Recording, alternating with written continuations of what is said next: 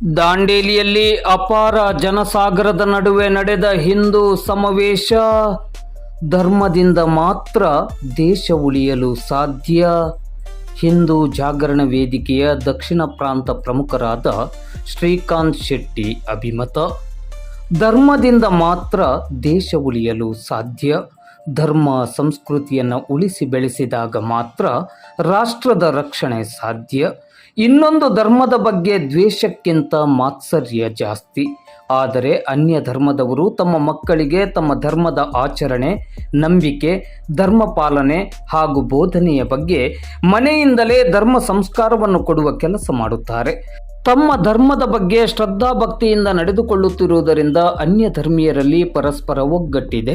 ಅನ್ಯ ಧರ್ಮದವರ ಆಚರಣೆ, ಧರ್ಮಶ್ರದ್ಧೆಯ ಬಗ್ಗೆ ನಾವು ಅಸೂಯೆ ಪಟ್ಟುಕೊಳ್ಳುವ ಬದಲು ನಾವು ನಮ್ಮ ಮಕ್ಕಳಿಗೆ ನಮ್ಮ ಧರ್ಮ ಸಂಸ್ಕಾರ, ಸಂಸ್ಕೃತಿಯ ಬಗ್ಗೆ ಎಷ್ಟು ಹೇಳಿಕೊಡುತ್ತಿದ್ದೇವೆ ಎನ್ನುವುದನ್ನು ವಿಮರ್ಶೆ ಮಾಡಿಕೊಳ್ಳಬೇಕಾಗಿದೆ.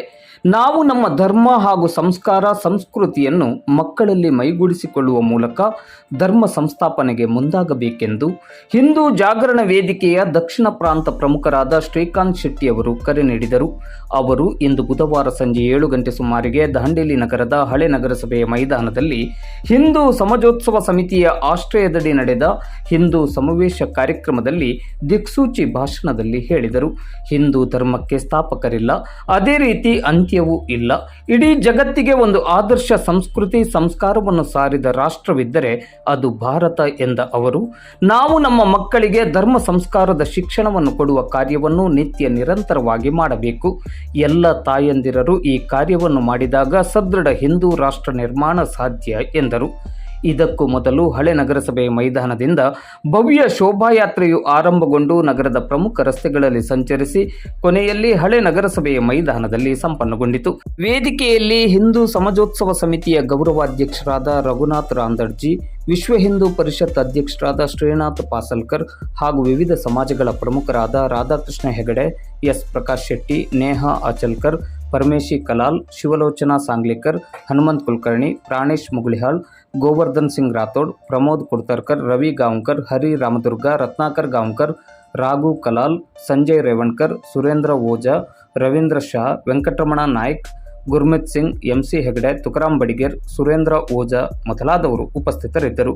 ಹಿಂದೂ ಸಮಾಜೋತ್ಸವ ಸಮಿತಿಯ ವತಿಯಿಂದ ಶ್ರೀಕಾಂತ್ ಶೆಟ್ಟಿ, ಪಶುವೈದ್ಯ ಡಾಕ್ಟರ್ ಅರ್ಚನಾ ಸಿನ್ಹಾ, ಪಶುವೈದ್ಯ ಇಲಾಖೆಯ ಹಿರಿಯ ಪಶು ಪರಿವೀಕ್ಷಕರಾದ ಪ್ರವೀಣ್ ಅವರಾದಿ ಮತ್ತು ಪಶುವೈದ್ಯ ಇಲಾಖೆಯ ಲವ ಶೆಟ್ಟನ್ನವರ್ ಹಾಗೂ ರಾಜ್ಯ ಮತ್ತು ರಾಷ್ಟ್ರ ಮಟ್ಟದಲ್ಲಿ ಸಾಧನೆಗೈದ ಕ್ರೀಡಾಪಟು ಸಾನಿಕಾ ತೋರತ್ ಅವರನ್ನು ಸನ್ಮಾನಿಸಲಾಯಿತು. ಅಕ್ಷತಾ ಬಿರಾದಾರ್ ಅವರು ವಂದೇ ಮಾತರಂ ಗೀತೆಯನ್ನು ಹಾಡಿದರು. ಸದ್ಭಾವನಾ ಸಮಿತಿಯ ಅಧ್ಯಕ್ಷರಾದ ಸಂತೋಷ್ ಸೋಮನಾಚಿ ಅವರು ಸ್ವಾಗತಿಸಿದರು. ಪ್ರಕಾಶ್ ಶೆಟ್ಟಿ ಅವರು ಪರಿಚಯಿಸಿದರು. ಹಿಂದೂ ಸಮಾಜೋತ್ಸವ ಸಮಿತಿಯ ಅಧ್ಯಕ್ಷರಾದ ವಾಸುದೇವ ಪ್ರಭು ಅವರು ಪ್ರಾಸ್ತಾವಿಕ ಮಾತುಗಳನ್ನು ಆಡಿದರು. ಶ್ರೀನಾಥ್ ಪಾಸಲ್ಕರ್ ಅವರು ವಂದಿಸಿದರು. ಪದ್ಮಶ್ರೀ ಎಸ್ ಜೈನ್ ಕಾರ್ಯಕ್ರಮವನ್ನು ನಿರೂಪಿಸಿದರು.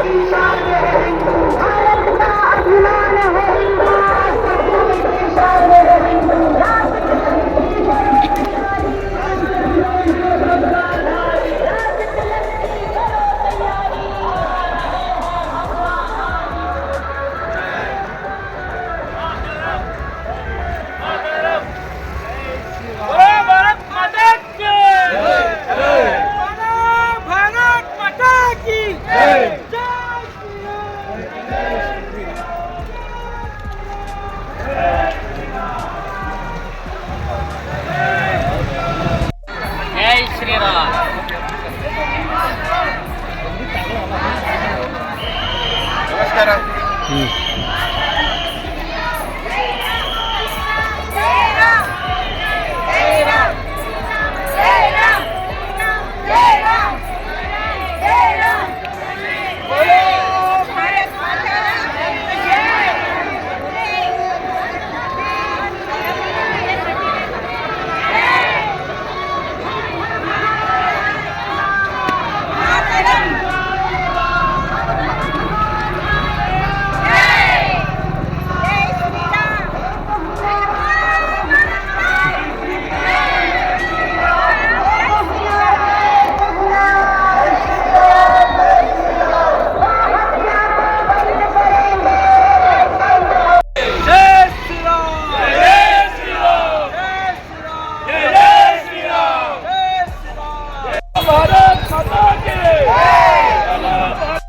ಆಗಮಿಸಿದಂತಹ ಗಣ್ಯರು ಭಾರತ ಮಾತೆಗೆ ಪುಷ್ಪಾರ್ಚನೆ ಮಾಡಬೇಕಾಗಿ ವಿನಂತಿಸಿಕೊಳ್ಳುತ್ತಾ ಇದ್ದೇವೆ.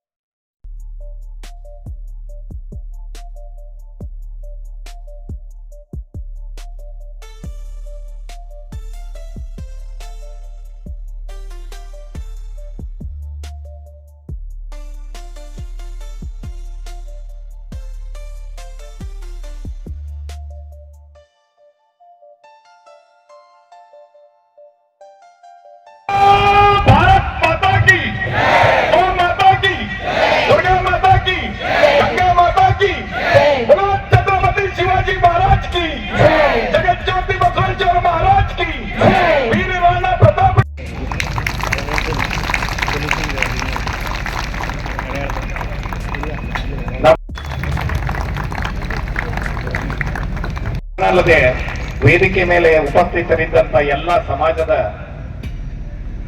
ಸದಸ್ಯರಾದಂತಹ ಇಂದಿನ ಮುಖ್ಯ ವಕ್ತಾರರಾಗಿ ಆಗಮಿಸಿದಂತಹ ಶ್ರೀಯುತ ಶ್ರೀಕಾಂತ್ ಶೆಟ್ಟಿ ಅವರೇ ಹಾಗೂ ವೇದಿಕೆಯ ಮೇಲೆ ಕುಳಿತುಕೊಂಡಂತಹ ಎಲ್ಲ ಸಮಾಜದ ಗಣ್ಯರೇ, ಹಿಂದೂ ಸಮಾಜೋತ್ಸವ ಸಮಿತಿಯ ಪದಾಧಿಕಾರಿಗಳೇ,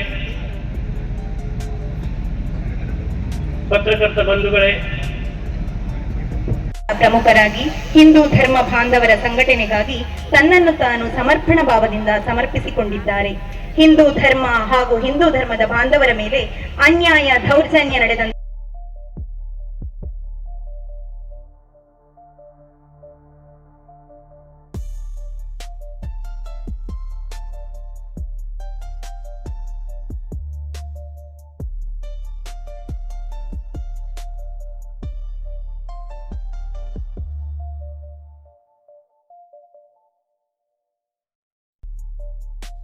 ಜಾರ್ಖಂಡ್ ಪ್ರಾಂತ್ಯದ ಜಮ್ಶೆಡ್ಪುರದವರು.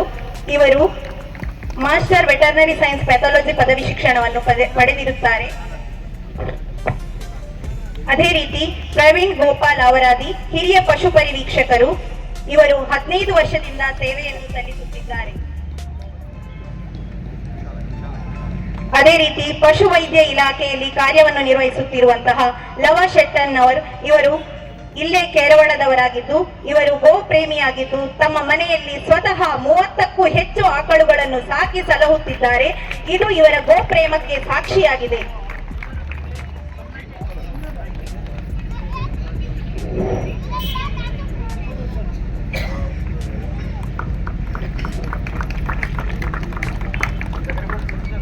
ಅದೇ ರೀತಿ ಸಾನಿಕಾ ತೋರತ್ 2021ರಲ್ಲಿ 600 ಕಿಲೋಮೀಟರ್ ದೂರವನ್ನು ಕಾರವಾರದಿಂದ ಬೆಂಗಳೂರಿನವರೆಗೆ ಸ್ಕೇಟಿಂಗ್ ಮೂಲಕ 6 ದಿನಗಳ ಕಾಲ ಪ್ರಯಾಣಿಸಿದ್ದಾಳೆ.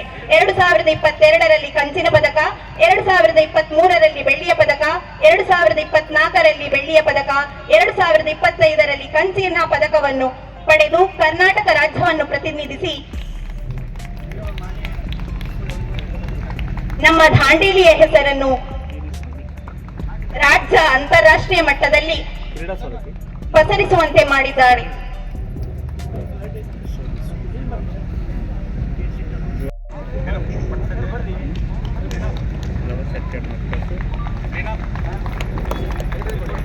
ನಿಮ್ಮ ಈ ಸಮರ್ಪಣಾ ಭಾವದ ಸೇವೆಗಳು ಹೀಗೆ ಸಾಗಲಿ ಎಂದು ಗೌರವಪೂರ್ವಕವಾಗಿ ಹಿಂದೂ ಸಮಾಜೋತ್ಸವ ಸಮಿತಿಯಿಂದ ಗೌರವಿಸಲಾಗುತ್ತಿದೆ.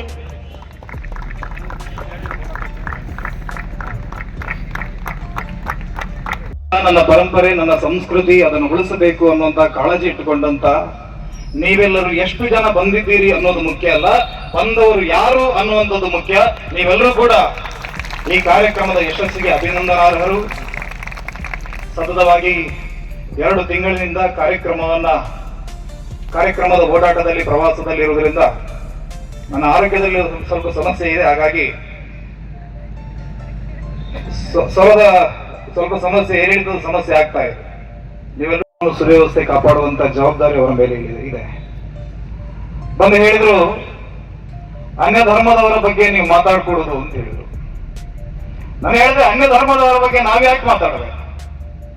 ನಾವಿವತ್ತು ಇಷ್ಟು ದೊಡ್ಡ ಸಂಖ್ಯೆಯಲ್ಲಿ ಇಲ್ಲಿ ಸೇರಿದ್ದೀವಿ, ಇಷ್ಟು ಲಕ್ಷಾಂತರ ಖರ್ಚು ಮಾಡಿದ್ದೀವಿ. ಇದು ನಮ್ಮ ಬಗ್ಗೆ ಮಾತಾಡೋದಕ್ಕೆ ನಾವು ಮಾಡಿರುವಂತ ಕಾರ್ಯಕ್ರಮ.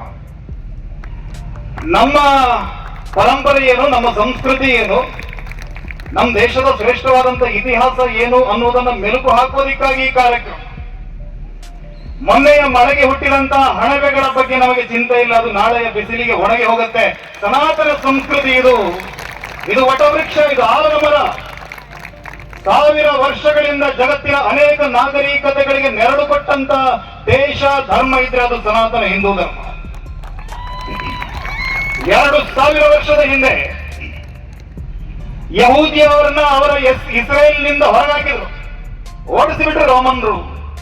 ಬ್ಯಾಬಿಲೋನಿಯನ್ಸ್ಗಳು, ರೋಮನ್ಸ್ಗಳು, ಬೆಜೆಂಟೈನ್ಸ್ಗಳು ಇಸ್ರೇಲನ್ನ ಹಂತ ಹಂತವಾಗಿ ಆಕ್ರಮಿಸಿಕೊಂಡ್ರು. ಇಸ್ರೇಲ್ನಲ್ಲಿದ್ದಂತ ಯಹೂದಿಗಳು ಅಕ್ಷರಶಃ ಪರದೇಶಿಗಳಾಗಿ ಊರು ಬಿಟ್ಟು ಓಡಾಡುತ್ತಾ ಇದ್ದಂತ ಸಂದರ್ಭದಲ್ಲಿ ಅವರಿಗೆ ಕರೆದು ಆಶ್ರಯವನ್ನ ಕೊಟ್ಟಂತ ದೇಶ ಯಾವುದು? ಅದು ಭಾರತ. ಇವತ್ತು ಕೊಚ್ಚಿಗೆ ಹೋದ್ರೆ ಯಹೂದಿಯರಿದ್ದಾರೆ, ಕಲ್ಕತ್ತಾಕ್ಕೆ ಹೋದ್ರೆ ಯಹೂದಿಗಳಿದ್ದಾರೆ, ಮುಂಬೈಯ ನರಿಮನ್ ಪಾಯಿಂಟ್ ಒಳಗಡೆ ಯಹೂದಿಗಳು ಉಳ್ಕೊಂಡಿದ್ದಾರೆ. 48ರಲ್ಲಿ ಅವರ ದೇಶ ಸ್ವತಂತ್ರಗೊಂಡಾಗ ಅವರು ಹೇಳ್ತಾರೆ, ಅವರ ಮೊದಲ ಅಧ್ಯಕ್ಷ ಡೇವಿಡ್ ಬೆನ್ ಗುರಿಯನ್ ಅವರು ತನ್ನ ಅಧ್ಯಕ್ಷೀಯ ಭಾಷಣದಲ್ಲಿ ನನ್ನ ಮೊದಲ ಅಭಿನಂದನೆಯನ್ನ ನಾನು ಸಲ್ಲಿಸುವುದು ಭಾರತದ ಭೂಮಿಗೆ, ಜಗತ್ತಿನಲ್ಲಿ ನಮ್ಮನ್ನು ಅತ್ಯಂತ ಗೌರವದಿಂದ ಮನುಷ್ಯರ ಹಾಗೆ ನಡೆಸಿಕೊಂಡಂತ ಒಂದೇ ದೇಶ ಅದು ಭಾರತ ಅಂತ ಹೇಳಿದ್ರು. ಸಿರಿಯನ್ ಕ್ರೈಸ್ತರು ಬಂದವರಿಗೆ ಕೇರಳದಲ್ಲಿ ಆಶ್ರಯ ಕೊಡಿ. ಭಾರತದ ಮೊದಲ ಚರ್ಚ್ ಅದು ಕೇರಳದ ಒಳಗಿದೆ. ಭಾರತದ ಮೊದಲ ಮಸೀದಿ ಇರುವಂತದ್ದು ಕೇರಳದಲ್ಲಿ. ಕೇರಳದ ಕೊಡಂಗಲ್ಲೂರಿನ ಭಗವತಿ ದೇವಸ್ಥಾನಕ್ಕಿಟ್ಟಂತ ಜಾಗ, ಮರಮಟ್ಟುಗಳನ್ನ ಕೊಟ್ಟು, ಕಾರ್ಮಿಕರನ್ನು ಕೊಟ್ಟು ನಿಮ್ಮ ಪ್ರಾರ್ಥನಾ ಮಂದಿರವನ್ನು ಕಟ್ಟಿಕೊಳ್ಳಿ ಅಂತ ಹೇಳಿದ್ವಿ. ಮಾಲಿಕುದ್ದೀನಾರ್ ಮಸೀದಿ, 10 ಮಸೀದಿಗಳನ್ನ ಕಟ್ಟಿಕೊಟ್ಟಂತ ಪರಂಪರೆ ಅದು ಹಿಂದೂಗಳ ಪರಂಪರೆ. ನಾವ್ ಯಾವತ್ತೂ ಕೂಡ ಇನ್ನೊಬ್ಬರನ್ನ ದೂಷಣೆ ಮಾಡಿದವರಲ್ಲ, ಇನ್ನೊಬ್ಬರನ್ನ ವಿರೋಧ ಮಾಡಿದವರಲ್ಲ ನಾವು. ಪಾರ್ಸಿಗಳು ಬರ್ತಾರೆ ಪರ್ಷಿಯಾದಿಂದ ಪಾರ್ಸಿಗಳು ಬಂದರು. ಅವರ ದೇಶ ಪರ್ಷಿಯಾವನ್ನ ಇರಾನ್, ಇರಾಕ್ ಅಂತ ಈಗೆಲ್ಲ ಬೇರೆ ದುಷ್ಟರ ಕೈವಶ ಆಗಿದೆ. ಆ ಮಾತೃಭೂಮಿಯಿಂದ ಬಂದಂತ ಆ ಜನ ಒಂದು ದೋಣಿಯಲ್ಲಿ ಬರ್ತಾ ಗುಜರಾತಿನ ಸಮುದ್ರ ತಟಕ್ಕೆ ಬಂದಾಗ ಗುಜರಾತಿನ ಅವತ್ತಿನ ನವಸಾರಿಯ ಅರಸನ ಹತ್ರ ಹೋಗಿ ಹೇಳ್ತಾರೆ, ನಮಗೆ ದೋಣಿಯಿಂದ ಇಳಿಯುವುದಕ್ಕೆ ಅಪ್ಪಣೆ ಕೊಡಬೇಕು ನೀವು, ನಿಮ್ಮಲ್ಲಿ ಏನಾದ್ರೂ ಒಂದು ಸ್ವಲ್ಪ ಜಾಗ ಕೊಟ್ರೆ ನಮ್ಮ ಮಕ್ಕಳನ್ನ ಕಟ್ಕೊಂಡು ನಾವೇನು ಜೀವನ ಮಾಡ್ತೀವಿ ಅಂತ ಕೇಳ. ನವಸಾರಿ ಅರಸ ಒಂದು ತುಂಬಿದ ಕೊಡವದಲ್ಲಿ ಹಾಲನ್ನ ಕಳಿಸ್ತಾನಂತೆ. ತುಂಬಿದ ತಂಬಿಗೆಯಲ್ಲಿ ಹಾಲು ಕಳಿಸಿ ಹೇಳಿದ, ನನ್ನ ರಾಜ್ಯ ಈ ತಂಬಿಗೆ ಹಾಲಿನಿಂದ ಹೇಗೆ ತುಂಬಿದೆಯೋ ನನ್ನ ರಾಜ್ಯ ಕೂಡ ಇದೇ ರೀತಿ ತುಂಬಿದೆ. ನಿಮ್ಮನ್ನ ತಂದ್ರೆ ಇಲ್ಲಿ ಮತ್ತೆ ವೈಷಮ್ಯಗಳು ಬೆಳಿಬಹುದು, ವೈರುಧ್ಯಗಳು ಬೆಳಿಬಹುದು, ಎಲ್ಲಿಂದೋ ಬಂದವರು ನೀವು, ಸಮಾಜದಲ್ಲಿ ಅಶಾಂತಿ ಆಗಬಹುದು ಅಂತ ಹೇಳಿದ. ಆಗ ಆ ಪಾರ್ಸಿಗಳ ಮುಖಂಡ ತನ್ನ ಜೋಳಿಗೆಯಿಂದ ಒಂದು ಹಿಡಿ ಸಕ್ಕರೆಯನ್ನ ತೆಗೆದು ಆ ಹಾಲಿಗೆ ಬೆರೆಸಿ ಹೇಳ್ತಾನೆ, ನಾವು ಈ ತಂಬಿಗೆಯಲ್ಲಿ ಹೇಗೆ ಸಕ್ಕರೆ ಹಾಲಿನ ಜೊತೆಗೆ ಬೆರೆತು ಹೋಯಿತು, ನಿಮಗೆ ಖಾಲಿ ಇದರ ಸಿಹಿ ಮಾತ್ರ ಗೊತ್ತಾಗುತ್ತೆ, ನಾವಿದ್ದೀವಿ ಅನ್ನುವಂತ ನಿಮಗೆ ಭಾವನೆನೇ ಬರಲ್ಲ, ನಿಮ್ಮ ಜೊತೆ ನಾವು ಮಿಳಿತ ಆಗಿಬಿಡ್ತೀವಿ, ಆ ರೀತಿ ನಾವು ಬದುಕ್ತೀವಿ ಅನ್ನುವಂತ ಮಾತನ್ನ ಪಾರ್ಸಿಗಳು ಹೇಳಿದರು. ಇವತ್ತು ಪರ್ಷಿಯಾದಲ್ಲಿರುವಂತ ಪಾರ್ಸಿಗಳ ಸಂಖ್ಯೆ 20-24 ಸಾವಿರ. ಭಾರತದಲ್ಲಿ 60,000 ಪಾರ್ಸಿಗಳು ಇವತ್ತಿಗಿದ್ದಾರೆ. ಅವರೆಲ್ಲರೂ ಕೂಡ ಹೆಮ್ಮೆಯ ಭಾರತೀಯರಾಗಿ ಬದುಕ್ತಾ ಇದ್ದಾರೆ. ಅವ್ರು ಇವತ್ತಿಗೂ ಕೂಡ ನಾವು ಪ್ರತ್ಯೇಕ ಅಂತ ಯಾವತ್ತೂ ಹೇಳಿಲ್ಲ. ಇರಾನ್ ದೇಶದ ಮೂಲ ನಿವಾಸಿಗಳಾಗಿರ್ಬೋದು ಅವರು, ಆದ್ರೆ ಕಾಶ್ಮೀರದಲ್ಲಿರುವಂತಹ ಕೆಲವು ಮತಿಗೇಡಿಗಳು ಇವತ್ತು ಮೈ ಮೇಲೆ ಇದ್ದಂತ ಒಡವೆ, ಮನೆಯಲ್ಲಿದ್ದಂತ ಪಾತ್ರೆ ಪಗಡಿಗಳನ್ನ ಮಾರಿ ದುಡ್ಡು ಒಟ್ಟು ಮಾಡಿ ಇರಾನ್ ದೇಶಕ್ಕೆ ಕಳಿಸ್ತಾ ಇದ್ದಾರಂತೆ. ಇವತ್ತೆಲ್ಲ ನ್ಯೂಸ್ಗಳಲ್ಲಿ ಬರ್ತಾ ಇದೆ. ಈ ಪಾಪಿಗಳು ನಾಳೆ ಇರಾನ್ ಮತ್ತು ಭಾರತದ ಯುದ್ಧ ನಡೆದ್ರೆ ನಮ್ಮ ಬೆನ್ನಿಗೆ ಚೂರಿ ಹಾಕೋದಿಲ್ಲ ಅಂತ ಏನ್ ಗ್ಯಾರಂಟಿ ಅಂತ ಕೇಳೋದು ನಾವು. ಹಾಗಾಗಿ ನಮ್ಮತನ ಅಂದ್ರೆ ಏನು, ಭಾರತ ಅಂದ್ರೆ ಏನು, ಇದರ ಬಗ್ಗೆ ನಾವು ನಮ್ಮ ಸಮಾಜಕ್ಕೆ ಎಚ್ಚರಿಕೆಯನ್ನು ಕೊಡುವಂತ, ಜಾಗೃತಿಯನ್ನ ಮೂಡಿಸುವಂತ ಅನಿವಾರ್ಯತೆ ಇದೆ. ಈ ದೇಶದ ಧರ್ಮ ಸಂಸ್ಕೃತಿ ಎಷ್ಟು ಪ್ರಾಚೀನ ಅನ್ನೋದನ್ನ ಯಾರು ತಿಳಿದವರಿಲ್ಲ. ಈ ದೇಶದ ಭೂಪಟವನ್ನ ನೀವು ಕಣ್ಣ ಮುಂದೆ ಇಟ್ಕೊಂಡಿದ್ದೀರಿ, ಭಾರತ ಮಾತೆ ಅಂತ ಹೇಳಿದ್ರೆ ಆ ಭಾರತ ಮಾತೆಯ ಭೂಪಟ ಅದು ರಾಜಕೀಯ ಭೂಪಟ ಅಲ್ಲ. ರಾಜಕೀಯ ಭೂಪಟಗಳು ಬದಲಾಗುತ್ತೆ. 47ರಲ್ಲಿ ಭಾರತದ ಭೂಪಟ ಬದಲಾಯಿತು. ಇನ್ನು 2040 ಆಗುವಾಗ ಈ ಭಾರತದ ಭೂಪಟ ಮತ್ತೆ ಬದಲಾಗಬಹುದು. ಆದ್ರೆ ನಾವು ನಂಬಿರುವಂತ ಭಾರತ ಯಾವುದಾದ್ರು ಸಾಂಸ್ಕೃತಿಕವಾದಂತ ಭಾರತ.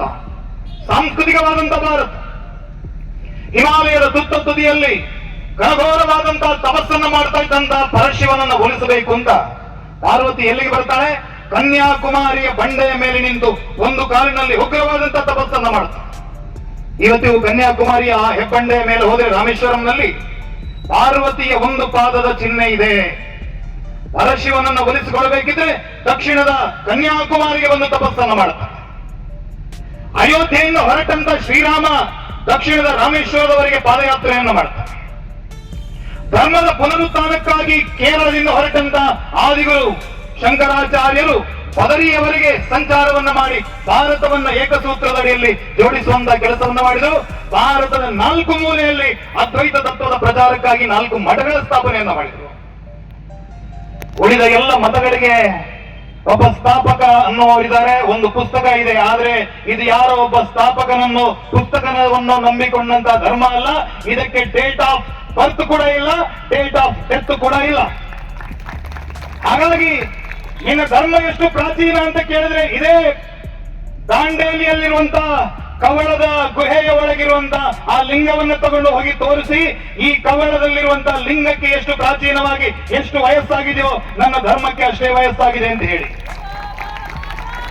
ದಾಂಡೇಲಿಯಲ್ಲಿ ಕಾಳಿ ನದಿ ಯಾವತ್ತಿನಿಂದ ಹರಿತಾ ಇದ್ದಾಳೆ ಆವತ್ತಿನಿಂದ ನನ್ನ ಧರ್ಮ ಇದೆ ಅಂತ ಎದೆ ತಟ್ಕೊಂಡು ನೀವು ಹೇಳಬೇಕು. ದಾಂಡೇಲಿಯ ಈ ಪರಮ ಪವಿತ್ರವಾದಂತ ಮಣ್ಣು, ಇದು ದಂಡನಾಯಕನ ಹೆಸರು. ನಿಷ್ಠೆ ಅಂದ್ರೆ ಏನು, ಪರಾಕ್ರಮ ಅಂದ್ರೆ ಏನು ಅನ್ನೋದನ್ನ ದಾಂಡೇಲಪ್ಪನ ಕಥೆಯ ಮೂಲಕ ಜಗತ್ತಿಗೆ ಸಾರಿದಂತಹ ಪರಂಪರೆ ಇದು. ಅಂತ ಮಣ್ಣಿನಲ್ಲಿ ಇವತ್ತು ಹಿಂದೂಗಳ ಸಂಗಮ ಆಗ್ತಾ ಇದೆ. ಈ ಸಮಾಜ ಇವತ್ತು ಬಹಳ ಬೇರೆ ಬೇರೆ ಹೇಳ್ತಾರಲ್ಲ, ಕೇಂಬ್ರಿಡ್ಜ್ ಅಲ್ಲಿ ಓದ್ತಾ ಇದ್ದಾನೆ ಮಗ, ಹಾರ್ವರ್ಡ್ ಅಲ್ಲಿ ಓದ್ತಾ ಇದ್ದಾನೆ, ಆಕ್ಸ್ಫರ್ಡ್ ಅಲ್ಲಿ ಓದ್ತಾ ಇದ್ದಾನೆ ಅಂತ ಹೇಳ್ತಾ ಇದ್ದಾರೆ. ಒಂದು ಕಾಲ ಇತ್ತು ಜಗತ್ತಿನ ಅನನ್ಯ ದೇಶದ ಜನ ನನ್ನ ಮಗ ಭಾರತದಲ್ಲಿ ಶಿಕ್ಷಣವನ್ನು ಪಡಿತಾ ಇದ್ದಾನೆ ಅನ್ನುವಂತ ದಿನ ಇತ್ತಂತೆ. ನಳಂದ, ತಕ್ಷಶಿಲಾ, ಓದಂತಿಪುರ, ನವದ್ವೀಪ, ಸಾಲೋಟಗಿ, ಉಜ್ಜಯಿನಿ, ಮಿಥಿಲಾ, ಕಾಶಿ ಈ ಎಲ್ಲ ಯೂನಿವರ್ಸಿಟಿಗಳ ಮೂಲಕ ಸಾವಿರ ಸಾವಿರ ಮಕ್ಕಳಿಗೆ ಶಿಕ್ಷಣವನ್ನು ಕೊಡ್ತಾ ಇದ್ದಂತಹ ಪರಂಪರೆ ನಮ್ಮದು. ಏತತ್ ದೇಶೇ ಪ್ರಸೂತಸ್ಯ ಸಕಾಶಾತ್ ಅಗ್ರಜನ್ಮ ಸ್ವಂ ಸ್ವಂ ಚರಿತ್ರಂ ಶಿಕ್ಷೇರನ್ ಪೃಥಿವ್ಯಾಂ ಸರ್ವಮಾನವ. ಜಗತ್ತಿನ ಎಲ್ಲ ಜನರು ಇಲ್ಲಿ ಬನ್ನಿ, ನಿಮಗೆ ಚರಿತ್ರೆ ಅಂದ್ರೆ ಏನು, ಭೂಗೋಳ ಅಂದ್ರೆ ಏನು, ಖಗೋಳ ಅಂದ್ರೆ ಏನು, ವಿಜ್ಞಾನ ಅಂದ್ರೆ ಏನು, ಆಯುರ್ವೇದ ಅಂದ್ರೆ ಏನು, ಪರಂಪರೆ ಅಂದ್ರೆ ಏನು ನಾವು ಕಲಿಸ್ಕೊಡ್ತೀವಿ ಅಂತ ಅವರೆಲ್ಲರನ್ನ ಕರೆದು ಅವರಿಗೆ ಚರಿತ್ರೆಯನ್ನ ಕಲಿಸಿಕೊಟ್ಟಂತ ದೇಶ ಭಾರತ. ನೀವು ತಮಿಳುನಾಡಿನಲ್ಲಿ ಒಂದು ನೆಲ್ಲೈಪ್ಪನ್ ಅನ್ನೋ ಒಂದು ಟೆಂಪಲ್ ಇದೆ, ಒಂದು ದೇವಸ್ಥಾನ ಇದೆ. ಆ ದೇವಸ್ಥಾನಕ್ಕೆ ಹೋದ್ರೆ 1300 ವರ್ಷಗಳ ಹಿಂದೆ ಒಂದು ಕಂಬವನ್ನ ಅಲ್ಲಿ ಸ್ಥಾಪನೆ ಮಾಡಿದ್ದಾರೆ. ಒಂದೇ ಕಂಬ, ಒಂದೇ ಶಿಲೆಯಲ್ಲಿ ಮಾಡಿರೋದು. ಆದ್ರೆ ಆ ಒಂದೇ ಕಂಬದ ಒಂದೇ ಶಿಲೆಯಲ್ಲಿ ಮಾಡಿದಂತ 7 ಕಂಬಗಳು 7 ಸ್ವರವನ್ನು ನುಡಿಸ್ತವೆ, ಸಪ್ತ ಸ್ವರವನ್ನು ನುಡಿಸ್ತವೆ. ಅಂದ್ರೆ ಒಂದು ಆಂಪ್ಲಿಟ್ಯೂಡ್ ಅಥವಾ ಫ್ರೀಕ್ವೆನ್ಸಿಯ ಬಗ್ಗೆ, ಸಂಗೀತದ ಬಗ್ಗೆ ಅಂತ ಒಂದು ಸುದೀರ್ಘವಾದಂತಹ ಯೋಚನೆಗಳು, ಸುದೀರ್ಘವಾದಂತಹ ಜ್ಞಾನ ನಮ್ಮ ಹಿರಿಯರಿಗಿತ್ತು. ಮೈಸೂರಿನಲ್ಲಿ ಒಂದು ಅರ್ಧನಾರೀಶ್ವರನ ವಿಗ್ರಹ ಇದೆ. ಅರ್ಧನಾರೀಶ್ವರನ ವಿಗ್ರಹದಲ್ಲಿ ಅರ್ಧ ವಿಗ್ರಹವನ್ನ ಕಂಚಿನಲ್ಲಿ ಮಾಡಿದ್ರೆ ಇನ್ನರ್ಧ ವಿಗ್ರಹವನ್ನ ತಾಮ್ರದಲ್ಲಿ ಮಾಡಿದ್ದಾರೆ. ಏನು, ಅರ್ಧ ವಿಗ್ರಹ ಕಂಚಿಯಲ್ಲಿ ಮಾಡಿದ್ದಾರೆ, ಇನ್ನರ್ಧ ವಿಗ್ರಹ ತಾಮ್ರದಲ್ಲಿ ಮಾಡಿದ್ದಾರೆ. 2 ವಿಗ್ರಹವನ್ನ ಹೇಗೆ ಎರಕ ಮಾಡಿದ್ದಾರೆ, ಇದು ಆಧುನಿಕ ಜಗತ್ತಿಗೆ ಬಹಳ ದೊಡ್ಡ ಸವಾಲಿದು. ನಮಗೆ ನೆಟ್ಟಗೆ ಮೈಸೂರು ಪಾಕ್ ಮಾಡಕ್ ಬರಲ್ಲ, ಒಂದು ನೀರಾಗಿ ಬಿಡುತ್ತೆ, ಇಲ್ಲದಿದ್ರೆ ಕಲ್ಲಲ್ಲಿ ಹೊಡಿಬಹುದು, ಆ ರೀತಿ ಮೈಸೂರು ಪಾಕ್. ಆ ಕಾಲದಲ್ಲಿ ಲೋಹ 2-3 ಲೋಹಗಳನ್ನ ಬಳಸಿ ಪಾರ್ವತಿಯ ಭಾಗವನ್ನ ಕಂಚಿನಲ್ಲಿ, ಶಿವನ ಭಾಗವನ್ನ ತಾಮ್ರದಲ್ಲಿ ಮಾಡಿ ಇನ್ಯಾವುದೋ ಲೋಹದಿಂದ ಅದರ ಆಭರಣಗಳನ್ನು ಮಾಡಿದ್ದಾರೆ. ಈ ರೀತಿಯಾದಂತಹ ಅದ್ಭುತವಾದಂತಹ ವಿಜ್ಞಾನ ನಮ್ಮ ನೆಲದಲ್ಲಿತ್ತು. ಯಾರಾದರೂ ಮಹಾಬಲಿಪುರ, ಬೃಹದೀಶ್ವರ ದೇವಸ್ಥಾನಗಳು, ಇದೇ ನಮ್ಮ ಕೊಲ್ಲೂರು, ಪಕ್ಕದಲ್ಲಿರುವಂತಹ ಶೃಂಗೇರಿ, ಈ ದೇವಸ್ಥಾನಗಳಿಗೆ ಹೋದ್ರೆ ಇವತ್ತಿಗೂ ನಮ್ಮ ಶ್ರೇಷ್ಠವಾದಂತಹ ವಿಜ್ಞಾನ ಏನು, ನಮ್ಮ ಸ್ಥಾಪತ್ಯ ವಿದ್ಯೆ ಎಂತ ಉನ್ನತವಾದಂತಹ ಸ್ಥಿತಿಯಲ್ಲಿತ್ತು ಅನ್ನೋದಕ್ಕೆ ಸಾವಿರಾರು ಉದಾಹರಣೆಗಳು ಸಿಗ್ತವೆ. ಆದರೆ ಈ ಎಲ್ಲಾ ಪರಂಪರೆಯನ್ನು ಉಳಿಸಿಕೊಳ್ಳಬೇಕು ಅಂತಾದ್ರೆ ನಮ್ಮಲ್ಲಿ ಕ್ಷಾತ್ರ ತೇಜಸ್ಸು ಕೂಡ ಅದೇ ರೀತಿ ಇದ್ದಿರಬಹುದು. ನಿಮ್ಮಲ್ಲಿ ಶ್ರೀಮಂತಿಕೆ ಇದೆ, ನಿಮ್ಮಲ್ಲಿ ಜ್ಞಾನ ಇದೆ ಅಂದ ಮೇಲೆ ಯಾರೋ ಬಡವನ ಮನೆಗೆ ಯಾರೋ ಕಳ್ಳರು ಹೋಗೋದಿಲ್ಲ, ದರೋಡೆ ನಡೆಯೋದಿಲ್ಲ. ಶ್ರೀಮಂತರ ಮನೆಗೆ ಕಳ್ಳರು ನುಗ್ಗುತ್ತಾರೆ. ತೇಜೋ ತುಂಗಭದ್ರ ಅನ್ನುವಂತ ಒಂದು ಕವಿತೆ, ಒಂದು ಕಾದಂಬರಿಯನ್ನ ಇತ್ತೀಚೆಗೆ ಹೊಸದೇಂದ್ರ ಅವರು ಬರೆದಿದ್ದಾರೆ. ತೇಜೋ ತುಂಗಭದ್ರ ಅನ್ನುವಂತಹ ಕಾದಂಬರಿಯಲ್ಲಿ ಪೋರ್ಚುಗೀಸರ ನೆಲ ಲಿಸ್ಬನ್ ಒಳಗಡೆ ಒಬ್ಬ ಹೆಣ್ಣು ಮಗಳು ಹೇಳ್ತಾರಂತೆ, ನದಿಯ ತೀರದಲ್ಲಿ ಕುಳಿತುಕೊಂಡು, ಹೇ ಭಾರತ, ನಿನ್ನ ಶ್ರೀಮಂತಿಕೆಯ ಈ ನಿನ್ನ ದಾಷ್ಟ್ಯದಿಂದ, ಈ ನಿನ್ನ ದರ್ಪದಿಂದ ನಮ್ಮ ನೆಲದ ಎಷ್ಟೋ ಮಕ್ಕಳನ್ನು ನೀನು ಆಕರ್ಷಿಸ್ತಾ ಇದೆಯಾ. ಆ ಮಕ್ಕಳು ನಡು ಸಮುದ್ರದಲ್ಲಿ ಎಲ್ಲರೂ ಕೂಡ ಬಲಿಯಾಗ್ತಾ ಇದ್ದಾರೆ. ಇವತ್ತು ನೌಕಾ ಸಾಹಸಕ್ಕೆ ಮುನ್ನಾಗ್ತಾ ಇದ್ದಾರೆ. ಭಾರತಕ್ಕೆ ಜಲಮಾರ್ಗವನ್ನ ಕಂಡು ಹಿಡಿಬೇಕು ಅಂತ ಒಬ್ಬೊಬ್ಬರು ಹೋಗ್ತಾ ಇದ್ದಾರೆ, ಯಾರು ವಾಪಸ್ ಬರ್ತಾ ಇಲ್ಲ. ನಿನ್ನ ಶ್ರೀಮಂತಿಕೆಗೆ ಧಿಕ್ಕಾರ ಇರಲಿ ಅಂತ ಹೇಳಿ ಪೋರ್ಚುಗಲ್ನ ಒಬ್ಬರು ಹೆಣ್ಣು ಮಗಳು ಹೇಳಬೇಕಿದ್ರೆ ಆ ಕಾಲದಲ್ಲಿ ಭಾರತದ ಶ್ರೀಮಂತಿಗೆ ಎಷ್ಟಿದ್ದಿರ್ಬೋದು? ಆ ಕಾಲದಲ್ಲಿ ಶ್ರೀಮಂತಿಗೆ ಮಾತ್ರ ಅಲ್ಲ, ಈ ಮಣ್ಣಿನ ಹೆಣ್ಣು ಮಕ್ಕಳ ಒಳಗಡೆ ಪರಾಕ್ರಮ ಕೂಡ ಅದೇ ರೀತಿ ಇತ್ತು. ನಾವು ಕರ್ನಾಟಕದಲ್ಲಿದ್ದೀವಿ, ಪಕ್ಕದಲ್ಲಿ ಚಿತ್ರದುರ್ಗ ಇದೆ. ಚಿತ್ರದುರ್ಗದಲ್ಲಿ ಹಿರಿಯ ಮದಕರಿ ನಾಯಕರ ದೇಹಾಂತಿ ಆಗಿದೆ. ಹೆಪ್ಪುರಿ ಹಿರಿಯ ಮದಕರಿ ನಾಯಕ ತೀರ್ಕೊಂಡಿದ್ದಾರೆ. ಪಟ್ಟಕ್ಕೆ ಯಾರು ಬರಬೇಕು? ಮಕ್ಕಳಿಲ್ಲ. ಅವರ ಮಡದಿ ಪತ್ನಿ, ಅವಳ ಹೆಸರು ಗಂಡು ಒಬಳವನಾಗತಿ. ಹೆಸರಲ್ಲೇ ಗಂಡು ಒಬಳವನಾಗತಿ. ಗಂಡು ಒಬಳವನಾಗತಿ ಸರಿಸುಮಾರು 70-80 ವರ್ಷದ ಹಣ್ಣು ಮುದುಕಿ. ಜಾನು ಕಲ್ಲಿನಿಂದ ಒಬ್ಬ ಹುಡುಗನನ್ನು ತಂದು ಪಟ್ಟದಲ್ಲಿ ಕೂರಿಸ್ತಾಳೆ. ಮದಕರಿ ನಾಯಕ, ವೀರ ಮದಕರಿ ನಾಯಕ ಅಂತ ಅವನ ಹೆಸರನ್ನು ಇಡ್ತಾಳೆ. ಆದರೆ ಈ ಸಂದರ್ಭವನ್ನು ನೋಡಿಕೊಂಡು ಅಕ್ಕಪಕ್ಕದ ಎಲ್ಲ ಶತ್ರು ದೇಶದವರು ಒಂದಾಗ್ತಾರೆ. ಚಿತ್ರದುರ್ಗದ ಕೋಟೆಯ ಒಳಗಡೆ ಯಾರೋ ಒಬ್ಬ ಹುಡುಗನನ್ನ ಪಟ್ಟದಲ್ಲಿ ಕೂರಿಸಿದ್ದಾರೆ. ಯಾರೋ ಮುದುಕಿ ರಾಜ್ಯಭಾರ ಮಾಡ್ತಾ ಇದ್ದಾರಂತೆ. ಈ ಸಂದರ್ಭದಲ್ಲಿ ಚಿತ್ರದುರ್ಗದ ಮೇಲೆ ದಾಳಿ ಮಾಡಬೇಕು ಅಂತ ಒಂದಾಗ್ತಾರೆ. ಆ ಸಂದರ್ಭದಲ್ಲಿ ದಾಳಿ ಮಾಡಬೇಕು ಅಂತಾದ್ರೆ ಕಾರಣ ಬೇಕಲ್ವಾ? ಚಿತ್ರದುರ್ಗದ ಹಸುಗಳನ್ನ ಅಪಹರಣ ಮಾಡುವಂತ ಕೆಲಸವನ್ನ ಮಾಡಿದ್ರು. ರಾಯದುರ್ಗ ಮತ್ತು ಹರಪನಹಳ್ಳಿಯವರು ಸೇರಿಕೊಂಡು ಚಿತ್ರದುರ್ಗದ ಹಸುಗಳನ್ನು ಅಪಹರಣ ಮಾಡ್ತಾರೆ. ಚಿತ್ರದುರ್ಗದ ಆ ಗಂಡೋಬಳವ ನಾಗತಿಯಲ್ಲಿ ತಾಕತ್ತಿದ್ರೆ ಈ ಹಸುಗಳನ್ನು ಬಿಡಿಸಿಕೊಂಡು ಹೋಗ್ಬೇಕು ಅಂತ ಆ 80 ವರ್ಷದ ಮುದುಕಿಗೆ ಸವಾಲಾಗಿದ್ರು. ಗಂಡೋಬಳವ ನಾಗತಿ ಹೇಳ್ತಾಳೆ, ಸವಾಲ್ ಹಾಕಿರೋದು ನನಗೆ, ಯುದ್ಧವನ್ನು ನಾನು ಎದುರಿಸ್ತೀನಿ. ಇಷ್ಟು ಹೇಳಿದಂತ ಗಂಡೋಬಳವ ನಾಗತಿ ದೇಶಭಾಗ ಸೇನೆಯನ್ನು ತಯಾರು ಮಾಡ್ತಾನೆ. ತನ್ನ ರಾಜ್ಯದ ಮಹಿಳೆಯರನ್ನು ಒಗ್ಗೂಡಿಸ್ತಾನೆ. ಈ ನಾಡಿನ ಮಹಿಳೆಯರಂದ್ರೆ ಸಾಧಾರಣ ಮಹಿಳೆಯರಲ್ಲ. ತೊಟ್ಟಿಲು ತೂಗುವ ಕೈಗಳಿಗೆ ಕತ್ತಿಯನ್ನು ಹಿಡಿಯೋದು ಗೊತ್ತು ಅನ್ನೋದನ್ನು ತೋರಿಸಿಕೊಳ್ಬೇಕು ಅಂತ ಹೇಳಿ ಮಹಿಳೆಯರನ್ನು ಸಿದ್ಧಪಡಿಸಿದ್ರು. ಯಾವಾಗಲೂ ಕೂಡ ಚಿತ್ರದುರ್ಗದ ಸೇನೆ ದಂಡು ಯುದ್ಧಕ್ಕೆ ಹೊರಡಬೇಕು ಅಂತಾದ್ರೆ ಸಂಪಿಗೆ ಸಿದ್ದೇಶ್ವರನಿಗೆ ಪೂಜೆಯನ್ನು ಸಲ್ಲಿಸಬೇಕು, ಏಕನಾಥೇಶ್ವರಿಗೆ ಪೂಜೆಯನ್ನು ಸಲ್ಲಿಸಬೇಕು, ಉಚ್ಚಂಗವರಿಗೆ ಪೂಜೆಯನ್ನು ಸಲ್ಲಿಸಬೇಕು. ಅವ್ರು ಹೇಳ್ತಾರೆ, ಪೂಜೆ ಸಲ್ಲಿಸಿದ್ರೆ ಶತ್ರುಗಳಿಗೆ ಮೆಸೇಜ್ ಹೋಗುತ್ತೆ, ನಾವು ಮಿಂಚಿನ ದಾಳಿಯನ್ನ ಮಾಡಬೇಕು, ಸರ್ಜಿಕಲ್ ಸ್ಟ್ರೈಕ್ ಮಾಡಬೇಕು ಅವ್ರ ಮೇಲೆ. ಅದಕ್ಕಾಗಿ ತನ್ನ ಕೊಟ್ಟಿಗೆಯಲ್ಲಿದ್ದಂತ ನಿತ್ಯ ಕಲ್ಯಾಣಿ ಅನ್ನುವಂತ ಹಸುವಿಗೆ ಅದರ ಕೊಂಬುಗಳನ್ನ, ಅದಕ್ಕೆ ಕುಂಕುಮವನ್ನು ಹಚ್ಚಿ ಅದಕ್ಕೆ 3 ಸುತ್ತು ಪ್ರದಕ್ಷಿಣೆ ಬಂದು ಹೇಳ್ತಾಳೆ, ಅಮ್ಮ ಗೋಮಾತೆ ನಿನ್ನಲ್ಲಿ 33 ಕೋಟಿ ದೇವತೆಗಳಿದ್ದಾರೆ ಅನ್ನುವಂತ ನಂಬಿಕೆ ನಮ್ಮದು. ಇವತ್ತು ಚಿತ್ರದುರ್ಗದ ಸ್ವಾಭಿಮಾನವನ್ನ ಕೆಣಕುವಂತ ಕೆಲಸವನ್ನ ನಮ್ಮ ವೈರಿಗಳು ಮಾಡಿದ್ದಾರೆ. ನಾವು ಮಹಿಳೆಯರ ಕತ್ತಿ ಹಿಡಿಕೊಂಡು ಅವರನ್ನು ಎದುರಿಸ್ತೀವಿ. ಯುದ್ಧದಲ್ಲಿ ವಿಜಯಿಯಾಗಿ ಬಂದ್ರೆ ನಿನ್ನ ಜೋಡು ಕೊಂಬಿಗೆ ಬಂಗಾರದ ಕಳಸವನ್ನ ಏರಿಸ್ತೀವಿ ಅಂತ ಹರಕೆಯನ್ನು ಹೊತ್ತುಕೊಳ್ತಾರೆ. ರಾತ್ರಿ ಹೊತ್ತಿನಲ್ಲಿ ಚಿತ್ರದುರ್ಗದ ಕೋಟೆಯ ಬಾಗಿಲು ತೆರೆಯಿತು. ಮಹಿಳೆಯರು ಕುದುರೆಯನ್ನು ಹತ್ತುಕೊಂಡಿದ್ರು. ಕೈಯಲ್ಲಿ ಅನೇಕ ರೀತಿಯ ಶಸ್ತ್ರಾಸ್ತ್ರಗಳು. ಸಪ್ತಶತಿಯಲ್ಲಿ ವರ್ಣನೆ ಮಾಡ್ತಾರಲ್ಲ ದೇವಿಯನ್ನ, ಹೇಗೆ ನಮಸ್ಕಂಡಿಗೆ ಚಂಡ ದುರ್ದಂಡಲಿಲ್ಲ ಸಮುತ್ಖಂಡಿತ ಖಂಡಿತ ಶೇಷ ಶತ್ರು. ಆ ರೀತಿಯ ಭಯಾನಕವಾದಂತ ರೂಪವನ್ನು ಧಾರಣ ಮಾಡಿದಂತ ಆ ಚಿತ್ರದುರ್ಗದ ಈ ಕನ್ನಡದ ಹೆಣ್ಣು ಮಕ್ಕಳು ಶತ್ರುಗಳ ಶಿಬಿರದ ಮೇಲೆ ದಾಳಿಯನ್ನು ಮಾಡ್ತಾರೆ. ಅಡಿಗೆ ಹತ್ತರ ಹಾಗೆ ರುಂಡವನ್ನ ಚೆಂಡಾಡ್ತಾ ಇಡೀ ಹರಪನಹಳ್ಳಿಯ ಸೇನೆಯನ್ನ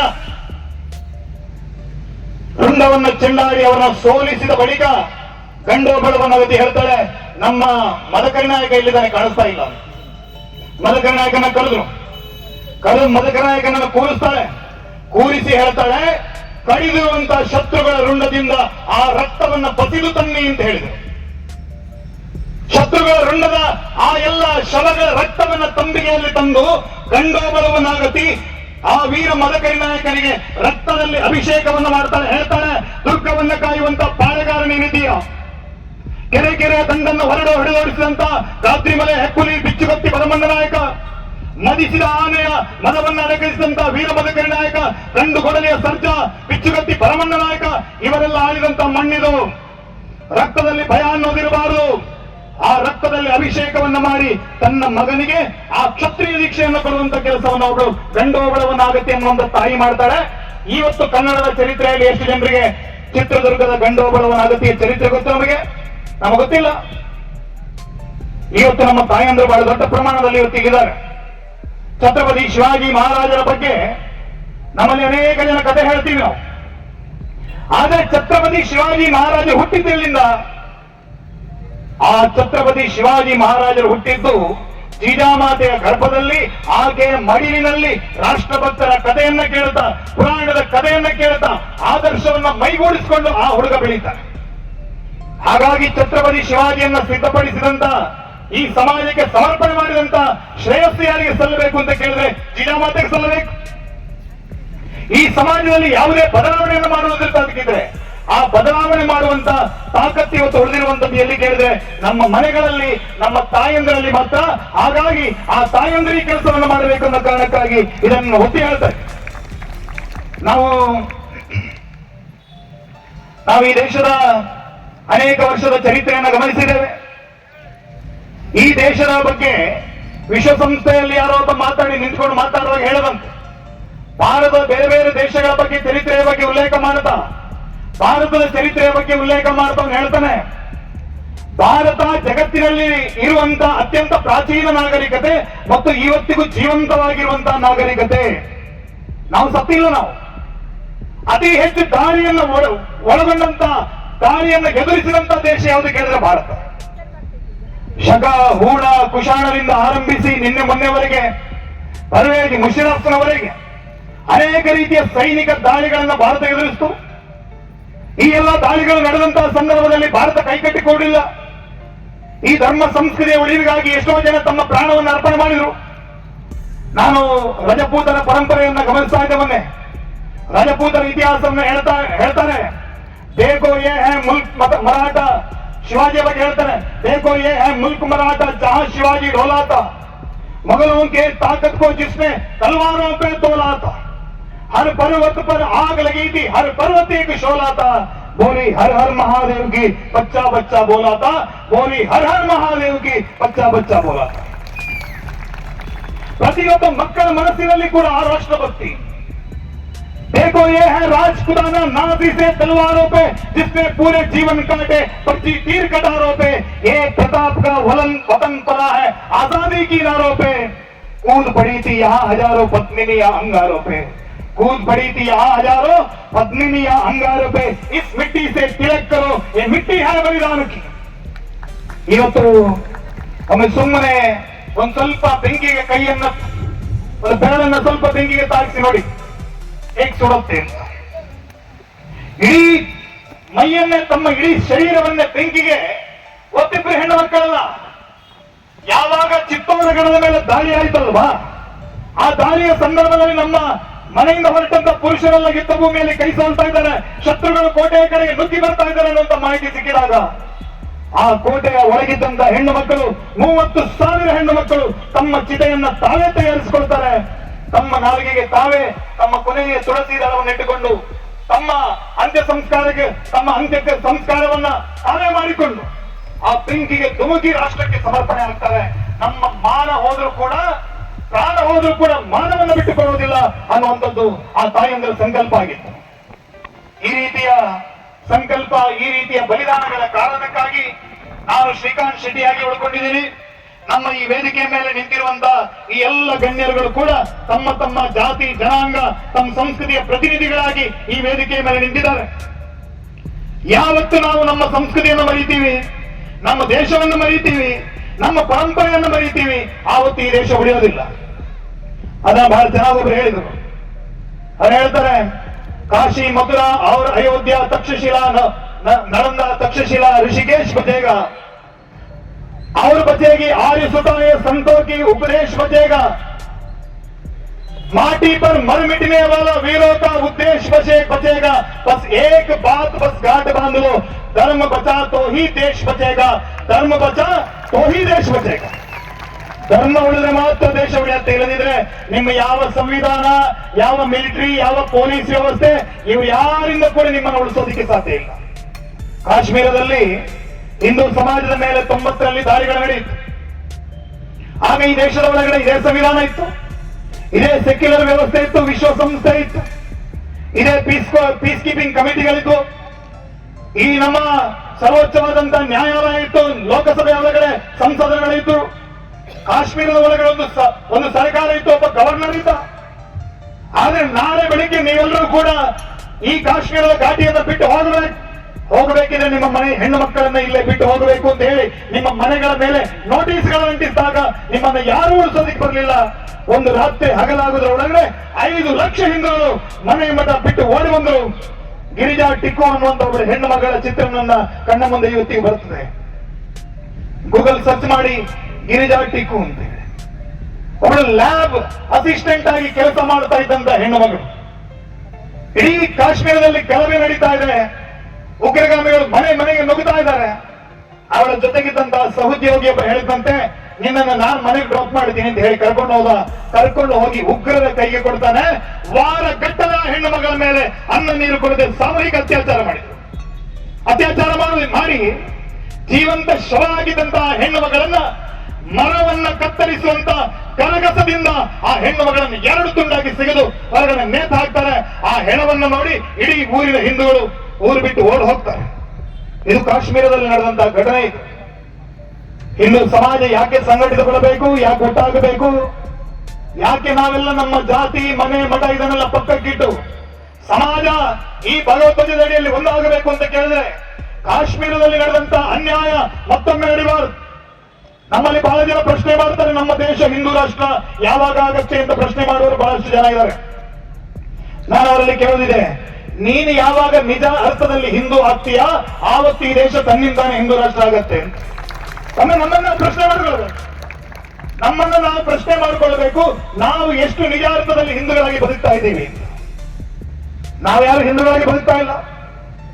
ನಿಮ್ಮ ಗುರುತು ಪರಿಚಯ ಕೇಳಿದ್ರೆ ನಾವು ಯಾವುದೋ ಜಾತಿ ಹೆಸರಲ್ಲಿ ಗುರುತನ್ನ ಉಲ್ಲೇಖ ಮಾಡ್ತೀವಿ. ನಮ್ಮದು ಈ ಸಮಾಜ, ನಮ್ಮದು ಆ ಸಮಾಜ ಅಂತ ಹೇಳ್ತೀವಿ. ನಾವು ಯಾರು ಕೂಡ ನಾನು ಹಿಂದೂ ಸಮಾಜದವರು ಅಂತ ಹೇಳಲ್ಲ. ನಾವು ಇನ್ನೊಂದು ಸಮುದಾಯದ ಮೇಲೆ ಕೈಯನ್ನು ತೋರಿಸ್ತೀವಿ. ಇನ್ನೊಂದು ಸಮುದಾಯದ ಸಂಖ್ಯೆ ಬೆಳೀತಾ ಇದೆ, ರಾಜಕೀಯ ಪ್ರಾಬಲ್ಯ ಆಗ್ತಾ ಇದೆ, ಅವ್ರು ನಮ್ಮನ್ನ ಒಂದು ರೀತಿಯಲ್ಲಿ ಓವರ್ಟೇಕ್ ಮಾಡ್ತಾ ಇದ್ದಾರೆ ಅನ್ನುವಂತ ಭಯ ನಿಮ್ಮೊಳಗಡೆ ಇದೆ.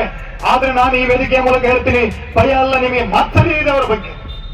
ನಿಮಗೆ ಅವರ ಏಳಿಗೆಯನ್ನು ಕಂಡು ಮಾತ್ಸರ್ಯ ಇದೆ.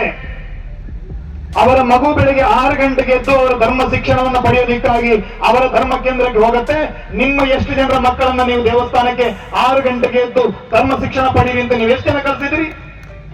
ನಾಳೆ ಧರ್ಮ ಶಿಕ್ಷಣ ಕೊಡುವಂತ ವ್ಯವಸ್ಥೆಯನ್ನ ಯಾವುದಾದ್ರೂ ದೇವಸ್ಥಾನದಲ್ಲಿ ಆಯೋಜನೆ ಮಾಡಿದ್ರೆ ಎಷ್ಟು ಜನ ಹಿಂದೂ ಸಮಾಜದ ಜನ ಅಲ್ಲಿ ತಮ್ಮ ಮಕ್ಕಳನ್ನ ಕಳಿಸೋದಕ್ಕೆ ಸಿದ್ಧರಿದ್ದಾರೆ? ಆ ಮಗು ಧರ್ಮ ಶಿಕ್ಷಣವನ್ನು ಪಡ್ಕೊಳ್ಳುತ್ತೆ. 12-14ನೇ ವಯಸ್ಸಿಗೆ ಆಗುವಾಗ ಯಾವುದೇ ಅವರ ಧರ್ಮದ ಗ್ರಂಥವನ್ನ ತೆಗೆದು ಒಂದು ಪ್ರಶ್ನೆಯನ್ನ ಕೇಳಿದ್ರೆ ಆ ಮಗು ಸಮರ್ಥವಾಗಿ ಉತ್ತರ ಮಾಡಿಕೊಡುತ್ತೆ. ನಿಮ್ಮ ಮಗುವಿಗೆ ಹೋಗಿ ವೇದಗಳು ಎಷ್ಟು ಅಂತ ಕೇಳಿದ್ರೆ ನಮ್ಮ ಎಷ್ಟೋ ಸಮಾಜದ ಮಕ್ಕಳಿಗೆ ವೇದಗಳು ಗೊತ್ತಿಲ್ಲ, ಪುರಾಣಗಳು ಗೊತ್ತಿಲ್ಲ, ನಮ್ಮ ಜನಪದ ಪರಂಪರೆ ಗೊತ್ತಿಲ್ಲ. ಇದು ಯಾವುದೇ ಮಕ್ಕಳಿಗೆ ಗೊತ್ತಿಲ್ಲ.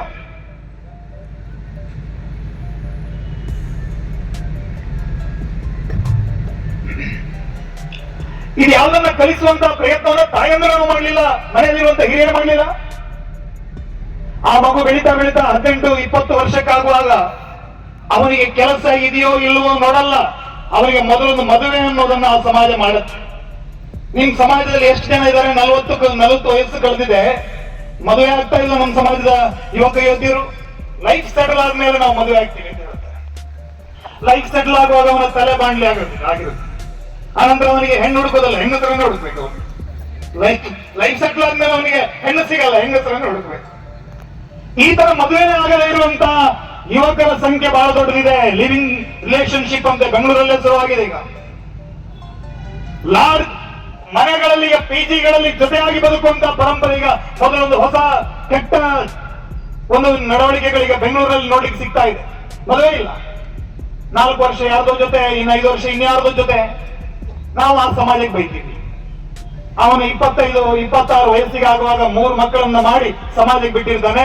ನಮ್ಮ ಸಮಾಜ ಮಾಡಿದ್ರೆ 1 ಮಗು ಅಷ್ಟೇ, 1ನೇ ಮಗು. 2ನೇ ಮಗು ಬೇಕು ಅಂತ ಹೇಳುವಂತ ಧೈರ್ಯ ಗಂಡಸಿಗೆ ಇಲ್ಲ.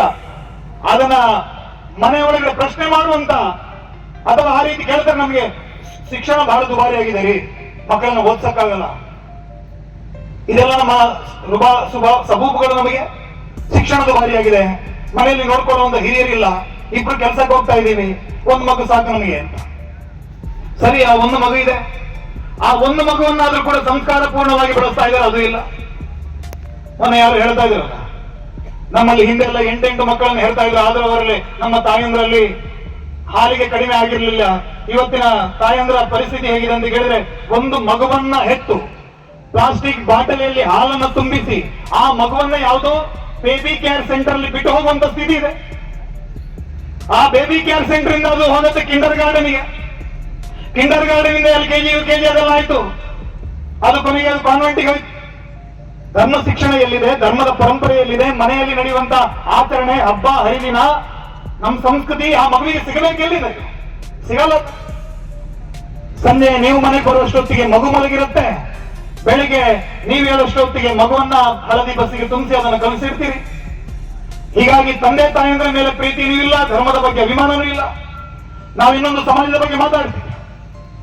ಇನ್ನೊಂದು ಸಮಾಜ, ಆ ಸಮಾಜದವರನ್ನ ಒಂದು ಯಾವುದೋ ಧಾರ್ಮಿಕ ಕೇಂದ್ರದಲ್ಲಿ ಕಡ್ಡಾಯವಾಗಿ ಅವರು ಭಾಗವಹಿಸಲೇಬೇಕು. ಹೋಗ್ತಾರೆ ಪ್ರತಿ ವಾರ, ವರ್ಷದ ಅವರ ಅನುಷ್ಠಾನಗಳನ್ನು ಸರಿಯಾಗಿ ಮಾಡ್ತಾರೆ. ನಮ್ಮ ಹಿಂದೂ ಸಮಾಜದಲ್ಲಿ ವರ್ಷಕ್ಕೆ ಒಮ್ಮೆ ಕೂಡ ದೇವಸ್ಥಾನದ ಮುಖ ನೋಡೋವನು ಕೂಡ ಹಿಂದೂ, ಅವನು ದೇವರನ್ನು ನಂಬದೇ ಇರುವವನು ಕೂಡ ಹಿಂದೂ, ದೇವರ ಬಗ್ಗೆ ಪ್ರಶ್ನೆ ಮಾಡುವವನು, ದೇವರ ಬಗ್ಗೆ ಅವಹೇಳನ ಮಾಡುವವನು ಕೂಡ ಹಿಂದೂ. ಪ್ರೋಗ್ರೆಸಿವ್ನೆಸ್, ಅವನು ಬಹಳ ಫಾರ್ವರ್ಡ್ ಇದ್ದಾನೆ, ಅವನು ಇದನ್ನೆಲ್ಲ ನಂಬಲ್ಲ ಅಂತ ಹೇಳೋದು. ಅಂದ್ರೆ ದೇವರನ್ನ ಧಿಕ್ಕರಿಸುವಂತದ್ದು ಏನಿದೆ ಅದು ಇವತ್ತು ಪ್ರೋಗ್ರೆಸಿವ್ನೆಸ್ ಆಗಿದೆ. ನನಗೆ ಬಹಳ ಖುಷಿ ಆಯ್ತು ಯಾವಾಗ ಕೇಳಿದ್ರೆ, ಚಂದ್ರಯಾನ 2 ನಡೆಯಿತು. ಚಂದ್ರಯಾನ 2 ನಡೆಯಿತು. ಚಂದ್ರನ ದಕ್ಷಿಣದ ತುತ್ತ ತುದಿಯಲ್ಲಿ ಇಡೀ ವಿಶ್ವದ ಇತಿಹಾಸದಲ್ಲಿ ಮೊದಲ ಬಾರಿಗೆ ಪ್ರಜ್ಞಾನ್ ಅನ್ನುವಂತಹ ಒಂದು ಯಂತ್ರವನ್ನು, ಉಪಗ್ರಹವನ್ನು ಅಲ್ಲಿ ಹೋಗಿ ಇಳಿಸುವಂತಹ ಕೆಲಸವನ್ನ ಭಾರತೀಯ ವಿಜ್ಞಾನಿಗಳು ಮಾಡಿದ್ರು. ಆಗ ಇಸ್ರೋದ ಒಳಗಡೆ ಸಂಭ್ರಮಾಚರಣೆ ಮಾಡ್ತಾ ಇದ್ದಂತ ತಾಯಂದಿರನ್ನು ನಾನು ನೋಡಿದೆ. ಯಾರು ಕೂಡ ಮಿನಿಸ್ಕರ್ಟ್ ಹಾಕೊಂಡಿರ್ಲಿಲ್ಲ, ಎಲ್ಲರೂ ಕೂಡ ತಲೆ ತುಂಬ ಮಲ್ಲಿಗೆಯನ್ನು ಮುಡ್ಕೊಂಡು, ಹಣೆ ತುಂಬ ಕುಂಕುಮವನ್ನು ಹಿಡ್ಕೊಂಡು, ಸೀರೆಯನ್ನು ಕೊಟ್ಟಂತ ಆ ವಿಜ್ಞಾನಿಗಳು ಪ್ರೋಗ್ರೆಸಿವ್ನೆಸ್ ಏನು ಅನ್ನೋದನ್ನ ಅವರು ಜಗತ್ತಿಗೆ ತೋರಿಸಿದ್ರು. ಸಂಸ್ಕೃತಿಯ ಜೊತೆಗೆ ನಮ್ಮ ಬೆಳವಣಿಗೆ. ಹಾಗಾಗಿ ಇನ್ಯಾವುದೋ ಸಮುದಾಯವನ್ನು ನಾವು ದೂರ್ತೀವಿ, ಇನ್ಯಾವುದೋ ಸಮುದಾಯವನ್ನು ನಾವು ನಿಂದನೆ ಮಾಡಲು ಸುಲಭ, ಆದ್ರೆ ಅವರಿಂದ ಕಲಿಬೇಕಾಗಿರೋದು ಬಹಳಷ್ಟಿದೆ. ಆ ಸಮಾಜದ ಒಗ್ಗಟ್ಟಿನ ಬಗ್ಗೆ ನಾವು ಕಲ್ತುಕೊಳ್ಬೇಕು. ಈಗ ಈ ಸಮಾಜದಲ್ಲಿ ಇವತ್ತು ಇಷ್ಟು ಜನ ಸೇರಿದಿವಲ್ಲ, SIR ನ ಪ್ರಕ್ರಿಯೆ ನಡೀತಾ ಇದೆ. ಇಲ್ಲಿ ಎಷ್ಟು ಜನ ಹೋಗಿ SIR ನ ಪ್ರಕ್ರಿಯೆಯಲ್ಲಿ ಭಾಗವಹಿಸಿದಿರೊಮ್ಮೆ ಕೈ ಎತ್ತಿ ನೋಡೋಣ. SIR ನ ಪ್ರಕ್ರಿಯೆಯಲ್ಲಿ ನಮ್ಮ ಮತದಾರರ ನೋಂದಣಿಯಲ್ಲಿ ಯಾರು ಭಾಗವಹಿಸಿದ್ರಿ? ಒಂದು 5-6 ಕೈಗಳು ಕಾಣಿಸ್ತಾ ಇವೆ. ಆ ಸಮಾಜದ ಕಾರ್ಯಕ್ರಮದಲ್ಲಿ ಈ ಪ್ರಶ್ನೆಯನ್ನು ನಾನು ಕೇಳಿದ್ರೆ 100ಕ್ಕೆ 100 ಕೈಗಳ ಮೇಲೆ ಹೋಗ್ತಾ ಇತ್ತು. ಅದಕ್ಕಾಗಿ ವೀರ ಸಾವರ್ಕರ್ ಹೇಳಿದ್ರು, ನಮಗೆ ಮುಸಲ್ಮಾನರ ಭಯ ಇಲ್ಲ, ಕ್ರೈಸ್ತರ ಭಯ ಇಲ್ಲ, ಕಮ್ಯುನಿಸ್ಟರ ಭಯ ಇಲ್ಲ, ನನಗೆ ಭಯ ಇರುವಂತದ್ದು ಅಭಿಮಾನ ಶೂನ್ಯವಾಗಿರುವಂತ ದೃಷ್ಟಿಕೋನ, ಭವಿಷ್ಯದ ಬಗ್ಗೆ ದೃಷ್ಟಿಕೋನವಿಲ್ಲದಂತ ಹಿಂದೂ ಸಮಾಜದಿಂದಲೇ ನಮಗೆ ಭಯ ಇರುವುದು ಅನ್ನೋದ ಮಾತನ್ನು ಅವರು ಹೇಳಿದರು. ಯಾವತ್ತೂ ಕೂಡ ಕ್ವಾಂಟಿಟಿಯಿಂದ ಜಗತ್ತನ್ನ ಗೆಲ್ಲಬಹುದು ಅನ್ನೋದನ್ನು ನೀವು ಮರೆತು ಬಿಡಬೇಕು. ಜನಸಂಖ್ಯೆಯಿಂದ ಯಾವುದೋ ಒಂದು ಗೆಲುವು ಸಾಧ್ಯ ಆಗತ್ತೆ ಅನ್ನೋದನ್ನ ಮರೆತು ಬಿಡಿ. ಇವತ್ತಿನ ಯುದ್ಧ ನಡೀತಾ ಇದೆಯಲ್ಲ, ಇರಾನ್ ಮತ್ತು ಇಸ್ರೇಲ್ನ ಯುದ್ಧ. ಇಸ್ರೇಲ್ ದೇಶದ ಜನಸಂಖ್ಯೆ ಎಷ್ಟು? 80 ಲಕ್ಷ. 80 ಲಕ್ಷ ಅಷ್ಟೇ. ಆದ್ರೆ ಅವರು 80 ಕೋಟಿ ಅರಬ್ಬರ ವಿರುದ್ಧ ಹೋರಾಟ ಮಾಡ್ತಾ ಇದ್ದಾರೆ. 80 ಕೋಟಿ ಅರಬ್ಬರ ವಿರುದ್ಧ ಅವರು ಹೋರಾಟ ಇವತ್ತು ಶುರುವಾಗಿರೋದಲ್ಲ. ಯಾವಾಗ ಡೇವಿಡ್ ಬೆನ್ ಗುರಿಯನ್ ಅವರು ಟೆಲ್ ಅವೀವಲ್ಲಿ ಅವರ ಮೊದಲ ಸ್ವಾತಂತ್ರ್ಯೋತ್ಸವನ್ನ ಆಚರಣೆ ಮಾಡ್ತಾ ಅವರ ಧ್ವಜವನ್ನ ಏರಿಸಿದಾಗ ಪುಷ್ಪಾರ್ಚನೆ ಮಾಡೋದಕ್ಕೆ ಯಾವುದೇ ವಿಮಾನ ಬರಲಿಲ್ಲ. ಬಾಂಬ್ ಹಾಕೋದಿಕ್ಕೆ ಅಕ್ಕಪಕ್ಕದ 6 ಅರಬ್ ದೇಶಗಳು ನುಗ್ಗಿ ಬಂದು 48ರ ಮೊದಲ ಯುದ್ಧದಿಂದ ಆರಂಭಿಸಿ ಇವತ್ತಿನ ಈ ಇರಾನ್ನ ಯುದ್ಧದವರೆಗೆ ಅವರು ತನ್ನ ಕೈಗೆ ಎತ್ತಿದಂತ ಶಸ್ತ್ರವನ್ನ ಕೆಳಗಿಟ್ಟಿಲ್ಲ. ನಿರಂತರವಾಗಿ ಸಂಘರ್ಷವನ್ನು ಜಾರಿಯಲ್ಲಿ ಇಟ್ಟಿದ್ದಾರೆ. ಆ 80 ಲಕ್ಷ ಜನರನ್ನು ಮಣಿಸೋದಕ್ಕೆ ಇವತ್ತಿಗೂ ಕೂಡ ಒಬ್ಬ ಅರಬ್ಬನ ಕೈಯಲ್ಲಿ ಸಾಧ್ಯ ಆಗಲಿಲ್ಲ. ಅದು ಅನ್ವರ್ ಸಾದತ್ ಬಂದ, ಅಬ್ದುಲ್ ನಾಸರ್ ಬಂದ, ಆಮೇಲೆ ಯಾರು ಸದ್ದಾಂ ಹುಸೇನ್ ಪ್ರಯತ್ನ ಮಾಡ್ದ, ಹೊಸ್ನಿ ಮುಬಾರಕ್ ಪ್ರಯತ್ನ ಮಾಡ್ದ, ಎಲ್ಲರೂ ಪ್ರಯತ್ನ ಮಾಡಿದ್ರು, ಯಾರಿಂದಲೂ ಸಾಧ್ಯ ಆಗಿಲ್ಲ. ಕಾರಣ ಏನು ಕೇಳಿದ್ರೆ, ಇಸ್ರೇಲನ್ನ ರಕ್ಷಣೆ ಮಾಡುವಂತ ಜವಾಬ್ದಾರಿ ಇಸ್ರೇಲ್ನ ಸೇನೆಯದ್ದಲ್ಲ, ಈ ದೇಶದ ಪ್ರತಿಯೊಬ್ಬ ಪ್ರಜೆಯದ್ದು ಅನ್ನುವಂತ ಭಾವನೆ ಅಲ್ಲಿರುವಂತ ಆ ಇಸ್ರೇಲ್ನ ಯಹೂದಿಗಳ ಒಳಗಡೆ ಇದೆ.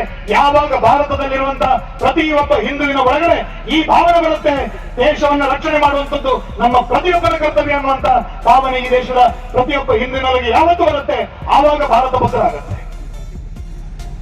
ಒಮ್ಮೆ ಯುಕ್ರೇನ್ನ ವಿರುದ್ಧ ಯುದ್ಧ ಆಯ್ತು. ಯುಕ್ರೇನ್ನ ವಿರುದ್ಧ ಯುದ್ಧ ಆದ ತಕ್ಷಣ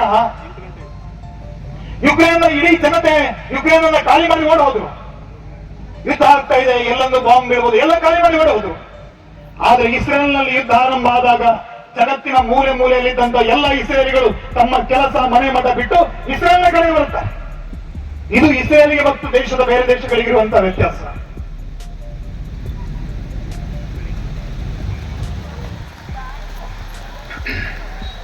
ಹಾಗಾಗಿ ಈ ದೇಶವನ್ನ ಪ್ರೀತಿಸುವಂತಹ ಒಂದು ಸಮಾಜವನ್ನ ನಿರ್ಮಾಣ ಮಾಡುವಂತಹ ಕೆಲಸವನ್ನ ನಾವು ಮಾಡಬೇಕು.